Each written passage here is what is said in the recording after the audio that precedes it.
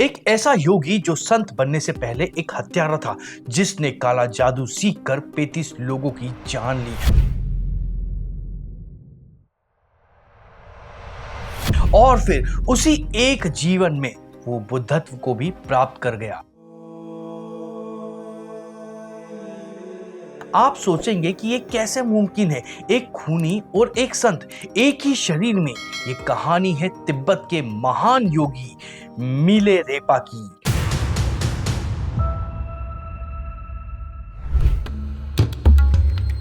आज मैं आपको सिर्फ उनकी कहानी नहीं सुनाऊंगा, बल्कि उनके वो रहस्य भी बताऊंगा जो हजारों साल से हिमालय की गुफा में गूंज रहे हैं।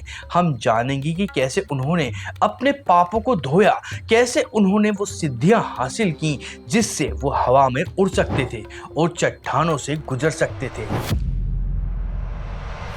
हम उस रहस्य से भी पर्दा उठाएंगे कि वो दुनिया के इकलौते इंसान कैसे बने जिसने उस पर्वत पर चढ़ाई की जिस पर चढ़ना देवताओं के लिए भी मना है, कैलाश पर्वत।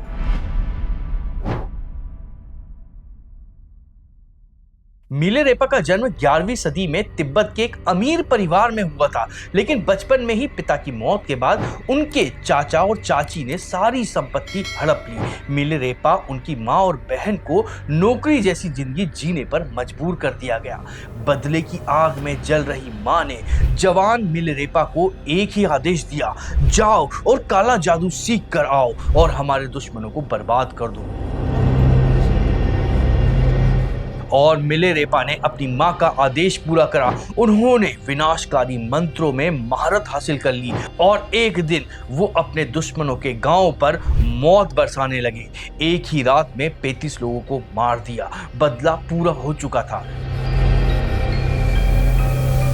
लेकिन मिलेरेपा की आत्मा पर एक ऐसा बोझ आ गया था जिसे वो सह नहीं पा रहे थे। उन्होंने अपने किए पर गहरा पछतावा हुआ। वो समझ गए कि इस पाप का प्रायश्चित किए बिना उन्हें कभी शांति नहीं मिलेगी और यहीं से शुरू हुई उनकी असली यात्रा, हत्यारे से संत बनने की यात्रा। लेकिन सवाल ये था कि इतने बड़े पाप को धोएगा कौन? कौन सा गुरु एक हत्यारे को शिष्य बनाएगा?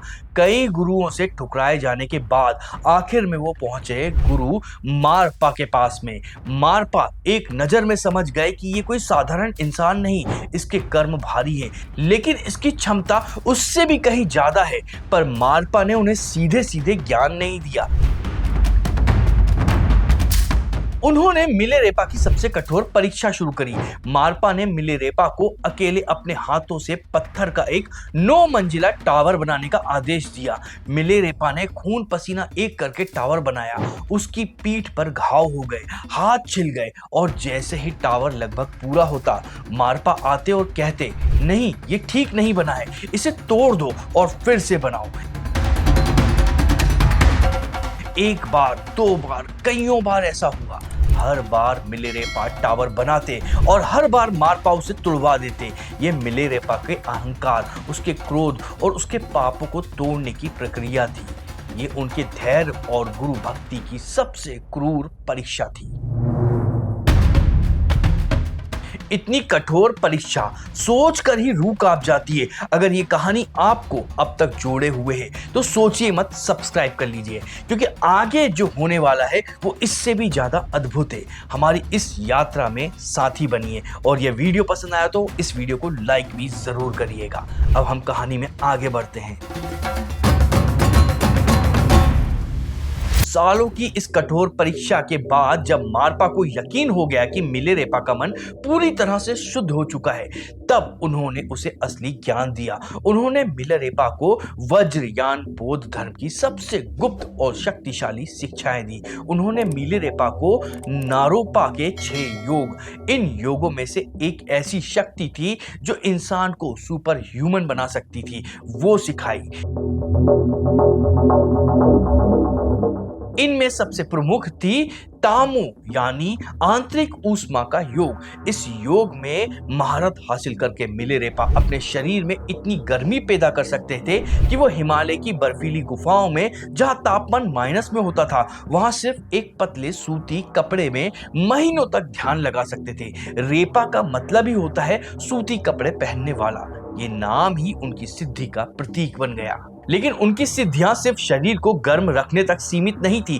उन्होंने अपनी साधना के बल पर हवा में उड़ने की शक्ति, एक जगह से दूसरी जगह पलक झपकते पहुंचने की शक्ति और चट्टानों को आर पार जाने की शक्ति भी हासिल कर ली थी। कहानियां बताती हैं कि उन्होंने अपने योग दृष्टि से बड़े बड़े राक्षसों और दुष्ट आत्माओं को भी वश में कर लिया था और उन्हें धर्म का रक्षक बना दिया था। जिस गुफा में वो ध्यान करते थे वहां की दुष्ट आत्माएं भी उनकी सेवा में लग जाती थी। पर उनकी सबसे बड़ी सिद्धि, उनका सबसे बड़ा चमत्कार अभी होना बाकी था।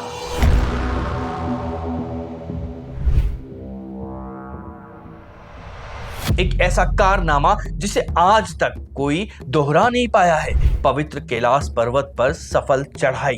दोस्तों, यहाँ मैं आपको हमारे 2 नए YouTube चैनल के बारे में भी बताना चाहता हूँ। पहला है धार्मिक ज्ञान की बातें शॉर्ट्स। यहाँ पर आधुनिक युग में भगवान के कैसे चमत्कार हुए, कैसे किसी भक्त को भगवान ने दर्शन दिए और उसे मुसीबत से बताया, उस तरह की सच्ची कहानियां लेकर आता हूँ। और दूसरा है पॉडकास्ट समरी। यह पॉडकास्ट समरी इसलिए है क्योंकि कई सारे ऐसे बहुत ही इंपॉर्टेंट पॉडकास्ट होते हैं जो कि हमको देखना चाहिए, लेकिन वो इतने बड़े होते हैं कि हम समय निकाल के उनको पूरा नहीं देख पाते हैं। तो हम इस चैनल पर पॉडकास्ट की समरी लेकर आते हैं, उसे 8, 10 मिनट या 12 मिनट में एक्सप्लेन करते हैं। तो ये दोनों चैनल के लिंक मैं डिस्क्रिप्शन में दे रहा हूं, आप चाहें तो वहां जाकर उनको भी देख सकते हैं। चलिए अब हम वीडियो में आगे बढ़ते हैं। कैलाश पर्वत, जिसे भगवान शिव का निवास और बौद्धों के लिए ब्रह्मांड का केंद्र माना जाता है, उस पर चढ़ना आज पूरी तरह से प्रतिबंधित है। माना जाता है कि केवल कोई सिद्ध या बहुत ही प्रबुद्ध आत्मा ही उस पर्वत के शिखर को छू सकती है और इतिहास में वो एक लौते इंसान थे, मिलिरेपा। कथाओं के अनुसार कैलाश पर तिब्बत के प्राचीन बान धर्म के एक योगी नारो बानचुंग का भी दावा था। दोनों के बीच में एक जादुई प्रतिस्पर्धा शुरू हुई, पर कैलाश पर किसका अधिकार होगा। नारो बानचुंग अपने जादुई ढोल पर बैठकर शिखर की ओर उड़ने लगे। उन्हें लगा कि वो जीत जाएंगे, लेकिन तभी मिलिरेपा शांत बैठे रहे और जैसे ही सूर्य की पहली किरण कैलाश के शिखर पर पड़ी, वो उस किरण पर सवार होकर पल भर में शिखर पर पहुंच गए। उन्होंने सिर्फ एक पर्वत ही नहीं जीता था, उन्होंने अपनी साधना की सर्वोच्चता को भी साबित कर दिया था। तो वो इंसान जिसने अपने जीवन की शुरुआत 35 हत्याओं के पाप से की थी, उनके गुरु भक्ति के कठोर तपस्या और अटूट इच्छा शक्ति के बल पर खुद को पूरी तरह से बदल दिया। उन्होंने अपने पापों को धोया, सिद्धियों को हासिल किया और उसी जीवन में बुद्धत्व को भी पा लिया।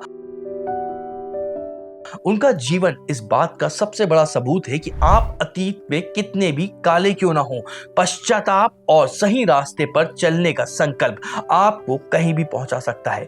मिलिरेपा ने अपने ज्ञान को सिर्फ अपने तक ही नहीं रखा, उन्होंने अपनी शिक्षाओं को सुंदर काव्यात्मक गीतों में ढाला, जिन्हें आज मिलिरेपा का 1 लाख गीत के नाम से जाना जाता है। ये गीत आज भी तिब्बत के मठों में, गुफाओं में गूंजते हैं और हर साधक को याद दिलाते हैं कि इंसान की क्षमता की कोई सीमा नहीं है।